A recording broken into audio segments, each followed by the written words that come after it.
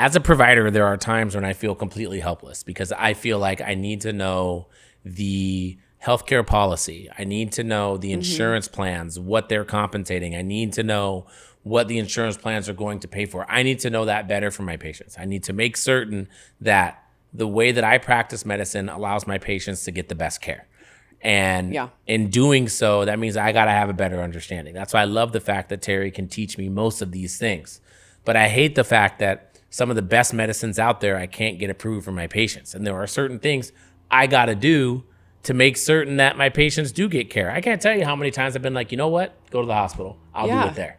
Well, right? And to that point too, we say that I as the provider, but it's also I as the patient. Yeah. I as a mom, right? I mean, that makes me emotional. We're not just providers. We're patients. Yeah. We're family members. Yeah. We're trying to take care of our children and get them the best insurance and care. And it feels hard to do it. It does. And, you know, I have friends, and a couple of friends of mine, they have a couple of kids. One of their kids had a cough recently. And their kid has a cough. Their kid's had a cough. The kid's been sick. He's been to multiple physicians. He's been to the ER a couple of times. And the right thing hasn't been completely done, right? It's always this partialized care because of the system in which we live. When you go to the ER wants to do acute medicine. Like what's the problem? Why is the patient here? Is the patient here for this? Let me just get them out, right? Because they're here just for this. Get them out if they have other issues. Right.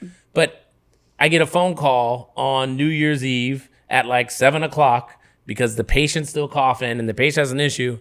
I give the appropriate care. Literally, it takes me 30 seconds to give the appropriate care. The patient's able to get the medicine and the patient stops coughing almost immediately. So when it's done right, and it can be done right in this country, in that situation, when it's done right, it's done well.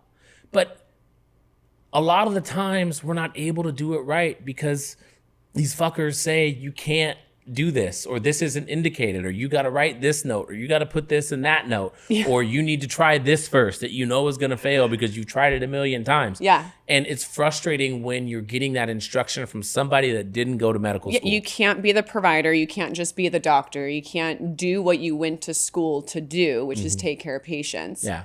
Because you're trying to answer to all of these other people who have no medical knowledge whatsoever. I think patients don't realize that.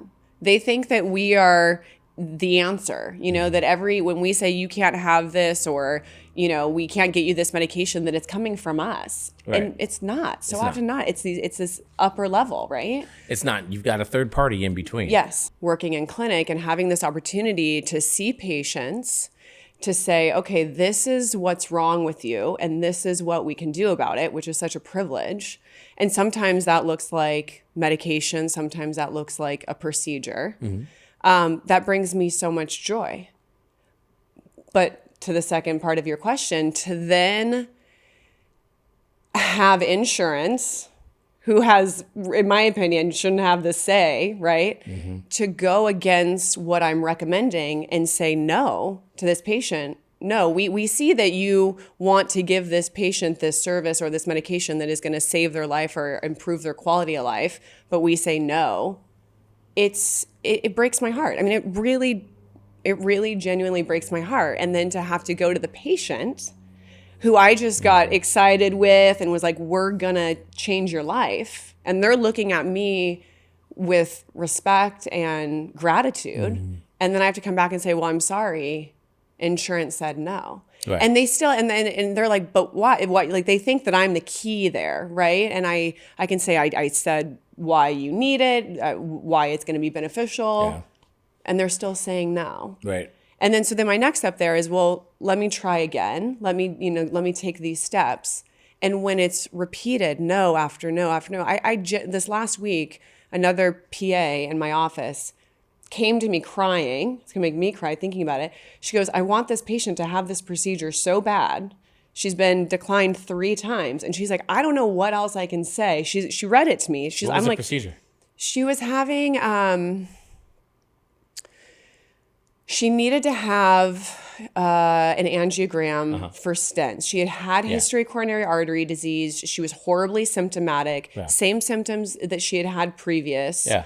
I think we had even done a stress test. The stress test was Red is abnormal. normal. Oh, red is abnormal? Yeah, no, it That's was like crazy. it was Yeah. lined up. It was lined up. Like there's no reason, and they would not do it. And she's like, "What else do I need to say to these people?" And the family is looking to her like, "Say it, do it, write it, whatever, you know." And 3 times to the point where she was handing it off to other people, like, "Will you call them and see?" Yeah. And we couldn't get it. We couldn't get it. It's crazy.